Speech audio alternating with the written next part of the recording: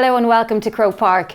Less than 24 hours ago, Dublin claimed another Leinster title here at HQ, defeating Westmeath. And here to talk about that game and all things football are Eircom ambassador Ciarán Whelan and Sean McGoldrick of the Sunday World. You're very welcome.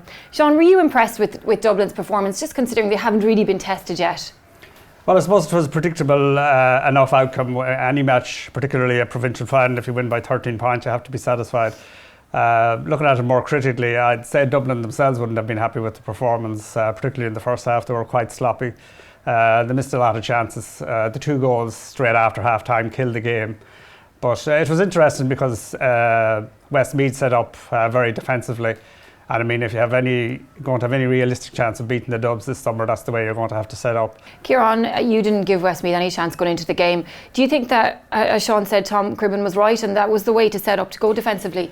Yeah, I'd give Westmeath credit. There's no point in coming out here and taking on the Dubs and going man to man. The game would have been over after 10 minutes because individually Dublin just have better players, and this is a special group of players. So they came here with a defensive plan, and it's very difficult, I suppose, to be able to implement that in the space of a couple of weeks. They made it difficult for Dublin. They stayed in the game for the first half. They forced Dublin into a lot of errors. They forced Dublin into bad shot options and turned over a fair bit of ball in the first half, and that's a huge learning curve from a Dublin perspective, that they can go away now and they know that they're going to come up against teams that will put up a better defensive structure. Sean, in between their Leinster Championship games, they're playing challenge matches, they're playing Cavan and Armagh. Is that what they need to be doing, playing Northern teams? Well, if players end up in hospital, I'm not so sure about that, but I mean, yeah, I can see their point of view because they're playing defensively minded teams, and they need to get used to playing teams who will set up defensively, as Ciarán said. I mean, they learned absolutely nothing from the Longford and Kildare games. I'm sure it's mental as well, because it's a bigger mental challenge to play a team which is very set up defensively. And they're probably still carrying, some mental scares from what happened to them against Donegal. I mean, they have adjusted their own style to play a more defensive game themselves now. But until they overcome a Donegal, probably, who are the most defensive team in the championship, there'll probably still be some question marks about it. Of course, we want your opinions on everything, especially players and counties that you think stood out this week and all through the championship. So you can go on to eircom.ie/GA to do that. And Lucia Morgan shouted for Bernard Brogan this week. She said he's just as good as his brother. Now, of course, Bernard keeps producing. Do you think that Jim, though, will be under pressure to start Alan the next day, considering he's been making such a good impact off the bench? Did he shout from because he was better looking than his brother? Possibly. I think that's an issue for another day. Basically, listen, Bernard is a special player. He was obviously got a great goal yesterday as well. Alan, I think, is somebody who's going to push for a starting place. I've no doubt about it. He's hungry. He has that desire. You can see when he came in yesterday, when he came in against Kildare, he scored 3 points. He scored a great point yesterday. I think he adds that addition. Ciarán, before yesterday's game, the majority of people went for Dublin, and you're one of those people. If you want to play against Ciarán in win, lose or draw, you can do that on the Eircom GAA website. Ciarán, you're currently 18th in your league table, so no pressure now going into these predictions. Many are in the league, 19? Oh, I think we're up close to 50, so yeah. You're not doing too well, Ciarán. So we're going to go on to next weekend's game, so I'll be asking you to your opinion on how you think they're going to go. I'm going to start with the Ulster final. Donegal have travelled a tougher road than Monaghan so far. Do you think that's going to impact the championship? No, I don't think it will impact Donegal. I think getting those intense games in Ulster and having to play Ciarán and Armagh and Derry puts them in a better position, in my opinion. They've had a 3-week break now. They weren't overly convincible against Derry. They only had a 2-week break, and sometimes that's mentally challenging for the players. But I still go back to that performance against Armagh, where they were excellent that day. What I like about Donegal is that they can break the game down into quadrants tactically, and they can change things around. They can mix things up, and they get the opposing team to follow them in terms of tactics, and I like that about them.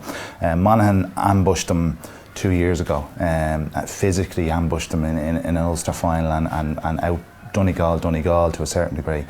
So it's going to be a very tense physical battle. Now onto the Connaught final, Sligo Mayo. Do you think that Sligo will be able to trouble Mayo?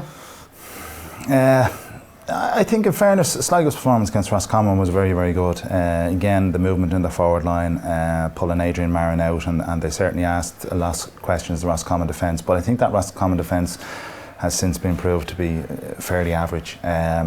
It was a great win, they ambushed them, but I think they're stepping up a couple of levels now against Mayo. Mayo are, you know, one of the top teams in the country, going for another Connaught title. They're under new management, so I thought like they'd done quite a good job to dispose of Galway, and we see Galway are still going strong, beating Armagh, so maybe that victory was better than maybe we thought. Defensively, still a little suspect. I think they still have problems at 3 and still have problems at 6. The spine of the defence, that's where they need to improve, but I don't think Sligo will test that or ask those questions. I think the Mayo forward line, their dominance in midfield, the use of Aidan O'Shea in the full forward line or around midfield, I think will make a significant difference, and I think Mayo will win with a bit of comfort. Great. Now I think the one that everyone is really looking forward to is Kerry Cork and the repeat of the Munster final. Sean, do you think it's going to come down to the battle on the line between the two managers? Yeah, it'll be very interesting, all right, because I think the last day was probably the first day that Eamon Fitzmaurice, since he took over, certainly in championship football, since he took over as Kerry manager, that he was out-thought. So you can expect a reaction from him, because he's a very shrewd man. I mean, he's at the end of the day, he's also dependent on getting improved performances from the players, and I mean, there's huge speculation as to what the team will be. Will Cooper start? Will he be kept in reserve? So, I mean, on paper they have an abundance of talent, but still you can only put 15 on the field at any one time. So selection will be crucial. Whereas Cork have less options, they will probably go with more or less the same team. Now it's time for our Championship Challenge quiz. Now last week Tomás O'Shea failed to get all of his questions right, and he had to wear the Cork jersey. He was looking very grumpy in his pictures. So don't make me wear a Meath jersey, please. Well, your challenge is, if you don't get your questions right, to do the crossbar challenge. So that's maybe you'll do fine. the Meath jersey. Oh, you better help me out, Sean, with these questions. I think lots of people would like to see that. Well, we'll see how you get on. We'll see how you get on. Who was the first goalkeeper to be named Footballer of the Year? John O'Leary, Paddy Cullen, or Billy Morgan? I think I'll go with Billy Morgan. Okay. I'd agree with that for what it's worth. Sean, I warned you now. Who was the top scorer in the 2013 championship? A. Bernard Brogan, B. Cillian O'Connor, or C. Andy Moran? Cillian O'Connor, I think. Okay. How many All-Ireland championships has the Gooch won to date? Oh, that's... A3, B4, or C5? C5, I think. Okay. Well, the good news for Meath fans is that you didn't get them all right. So the bad news for you is you're going to have to do the crossbar challenge in the Meath jersey. What did I get wrong? You got the last one wrong. Oh. The Gooch has won 4 All-Ireland titles. So that's it. My thanks to Ciarán and Sean for joining me.